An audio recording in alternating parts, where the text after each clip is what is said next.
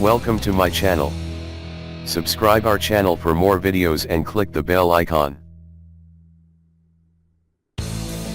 Pakistan in the 60s was one of the fastest growing economies in Asia.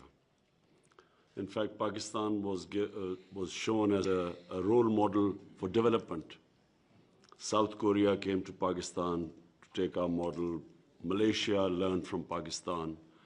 And these countries moved ahead of us. Pakistan went wrong in the 70s. It went wrong because we had a socialist mindset. And that socialist mindset actually became a deterrent to wealth creation. So making profits was considered a sin. And that mindset then set us back. Nationalization took place. Some of our big industrialists, businessmen were hounded out of the country. And so we went backwards. And even though that socialist mindset went in the 80s and 90s, but unfortunately, socialism went, governments changed. But amongst the bureaucracy and some of the politicians, that mindset remained.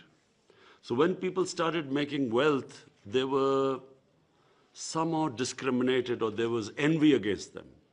So how are we different? Our government is a government that now has, as a policy, we feel that wealth creation is what's going to take Pakistan out of our economic crisis. We feel that wealth creation is how we will be able to pay our debts. We feel that wealth creation is what is going to raise people out of poverty in Pakistan. And the model of China is in front of us.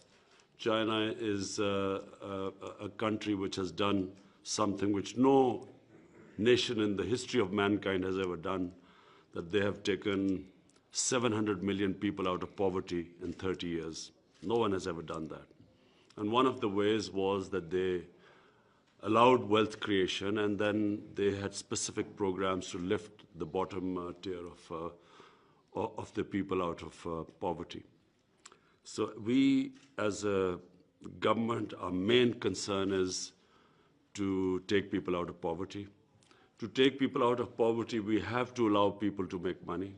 The more money is made, the more wealth is created, the more we have ability to raise taxes, and through them we can then use that money on the bottom tier of our society.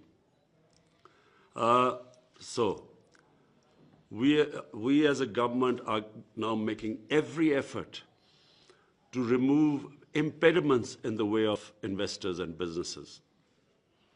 We have an office set up in the Prime Minister's Secretariat, and the job of that office, a board of investment, is to make it easy for people to invest.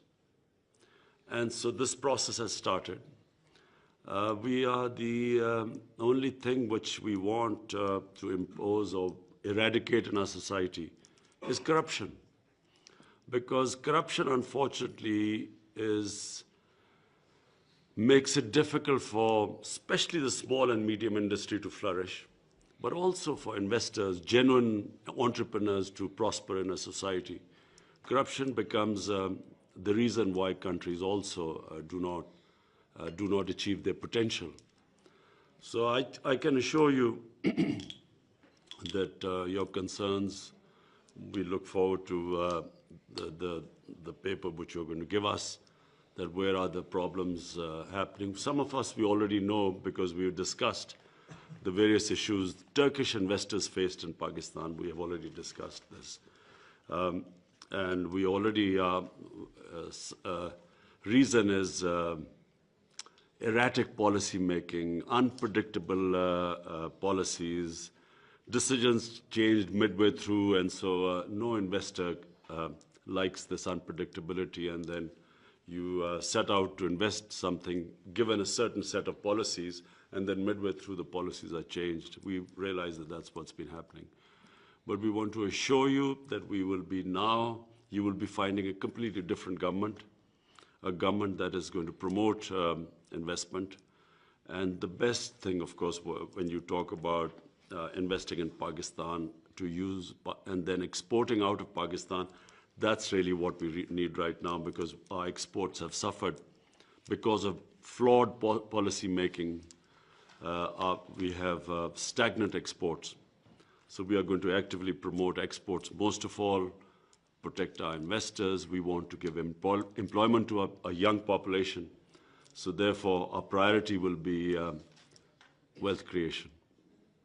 So therefore, we look forward to your input, and I assure you that we will be working with you to make it easier for you to invest.